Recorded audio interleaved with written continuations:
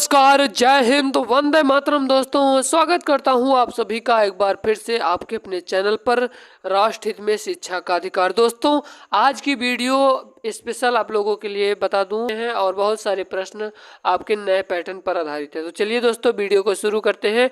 आपका पहला प्रश्न है कि पद्म पुरस्कार पाने वाली पहली ट्रांसजेस्टर नर्तकी कौन है। तो दोस्तों, आप सभी को बता दूं कि इसका करेक्ट आंसर कौन सा हो जाएगा। इसका right answer option number B वाला हो जाएगा, नर्तकी नटराज है। हम लोग चलते हैं अपने दूसरे नंबर के प्रश्न की ओर। आपका दूसरा नंबर का प्रश्न कह रहा है कि मुदुमलाई राष्ट्रीय पार्क कहाँ स्थित है। तो आज से याद रखिएगा कि मुदुमलाई राष्ट्रीय पार्क जो है ये कहाँ पर, नीलगिरी जिला यानी कि तमिलनाडु में स्थित है। ठीक है, हम लोग चलते हैं अपने नेक्स्ट प्रश्न की ओर। आपका अगला प्रश्न है कि गुजरात में कौन सी सिंधु घाटी सभ्यता स्थल स्थित है। तो आपको बता दूं कि गुजरात में कौन सी सिंधु घाटी सभ्यता स्थल स्थित है। तो आज से याद रखिएगा, धौलावीरा।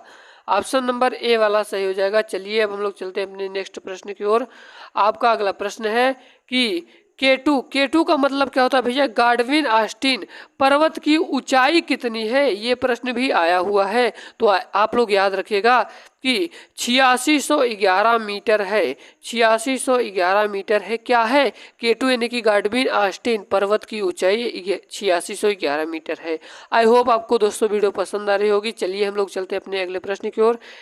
टेलीग्राम से अभी तक आप लोगों ने नहीं ज्वाइन किया है तो जाकर आप लोग ज्वाइन कर लीजिए, क्योंकि हम लोग पीडीएफ भी आप लोगों को प्रोवाइड करते रहेंगे। अगला प्रश्न है कि महात्मा गांधी जी को भिखारी के बेस में महान आत्मा किसने कहा था। तो दोस्तों याद रखिएगा, इसका राइट आंसर हो जाएगा ऑप्शन नंबर बी वाला, रविंद्रनाथ टैगोर जी ने कहा था। आपका अगला प्रश्न है कि कौन सी गर्म जल धारा है। कौन सी गर्म जल धारा है। तो दोस्तों आज से याद रखिएगा कि इसमें आलस्का धारा जो है होती है, ये गर्म जल धारा है। आपका अगला प्रश्न है, कह रहे कि वायसराय की कार्यकारी परिषद में शामिल होने वाले पहले भारतीय कौन थे। तो आज से याद रखिएगा, सत्येंद्र प्रसाद सिन्हा जी थे जो वायसराय की कार्यकारी में शामिल हुए थे, पहले भारतीय थे। हम लोग चलते हैं अपने नेक्स्ट प्रश्न की ओर। आपका नेक्स्ट प्रश्न कह रहा है कि अंडमान निकोबार का राज्य पक्षी कौन सा है। तो आज से याद रखिएगा कि जो अंडमान निकोबार का जो राज्य पक्षी है मेरे दोस्तों, ये कौन सा है, अंडमान वुड पिजन है। ऑप्शन नंबर सी वाला से हो जाएगा। उम्मीद करता हूँ आप लोगों को दोस्तों वीडियो पसंद आ रही होगी। अगर पसंद आ रही तो दोस्तों के साथ शेयर जरूर करिएगा, क्योंकि आप लोगों का एक लाइक एक कमेंट हमको मोटिवेट करता है, जिससे आप लोगों को और बेहतरीन ढंग से वीडियो प्रोवाइड करने की इच्छाएं बढ़ जाती हैं। अगला प्रश्न दोस्तों कि प्रेस ट्रस्ट ऑफ इंडिया की स्थापना कब हुई थी। तो प्रेस ट्रस्ट ऑफ इंडिया की स्थापना मेरे दोस्तों याद रखिएगा 20 अगस्त 1947 को हुई थी। ऑप्शन नंबर सी वाला से हो जाएगा। आपका अगला प्रश्न है कि विश्व एड्स दिवस कब मनाया जाता है।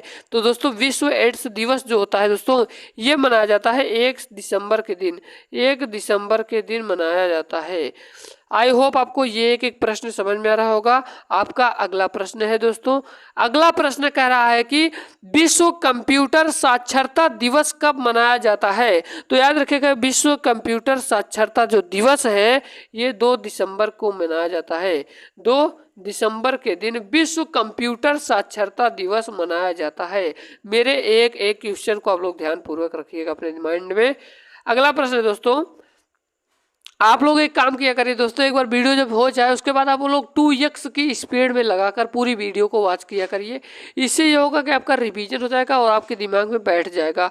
अगला प्रश्न है कि इंडियन लीग की स्थापना किसने की थी। तो आज से याद रखिएगा, इंडियन लीग की स्थापना शिशिर कुमार घोष जी ने किया था। ऑप्शन नंबर ए वाला सही हो जाएगा, ए वाला।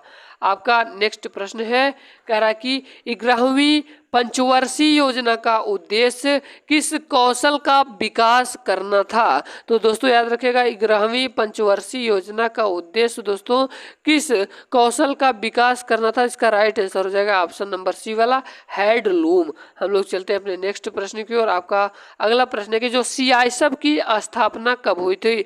जो आप लोग एसएससी जीडी के पेपर देते हैं मेरे दोस्त, एसएससी जीडी से ही सीआईएसएफ में भर्ती होंगे। तो ये जो सीआईएसएफ की स्थापना स्थापना कब हुई थी? तो याद रखिएगा 1969 में सीआईएसएफ की स्थापना हुई थी। आपका अगला प्रश्न आपकी स्क्रीन के सामने है, कह रहा है कि कौन से देश के एक से अधिक समय जोन है? कौन से देश के एक से अधिक समय जोन है? तो दोस्तों याद रखिएगा यूएसए यानी कि अमेरिका का है। हम लोग चलते हैं अपने नेक्स्ट प्रश्न की ओर। आपका अगला प्रश्न है कि ईरान का पूर्व नाम क्या था? ईरान का पूर्व नाम क्या था? ईरान का पूर्व नाम था पर्सिया था। पर्सिया था ईरान का पुराना पूर्व नाम का मतलब पहले वाला नाम। हम लोग चलते हैं अपने अगले प्रश्न की ओर। आपका अगला प्रश्न है कि असम में पोवा मक्का किसका मकबरा है? तो दोस्तों याद रखिएगा ये जो पोवा मक्का है ये पीर गियासुद्दीन औलिया का मकबरा है। ऑप्शन नंबर डी वाला से हो जाएगा। आपका नेक्स्ट प्रश्न आपकी स्क्रीन के सामने है, कह रहा है कि निम्नलिखित में से किसका मूल प्राकृतिक भाषा नहीं थी? तो दोस्तों मेरे प्यारे विद्यार्थियों याद रखिएगा निम्नलिखित में से किसका मूल प्राकृतिक भाषा नहीं था? इसका right answer option number C वाला संस्कृत का। आपका 19 नंबर का प्रश्न है, कह रहा है कि सामदेव की रचना किस भाषा में की गई? तो आपसे याद रखिएगा कि जो सामदेव की रचना है मेरे दोस्त, ये जो सामदेव की रचना है किस भाषा में की गई है? ये बहुत ही बड़ा इंपॉर्टेंट प्रश्न है जो कि आप लोगों से बहुत बार पेपर में पूछता है। तो दोस्तों आज से आप लोग याद रखिएगा इसका राइट आंसर हो जाएगा ऑप्शन नंबर ए वाला संस्कृति भाषा में। किसमें दोस्तों? संस्कृति भाषा में।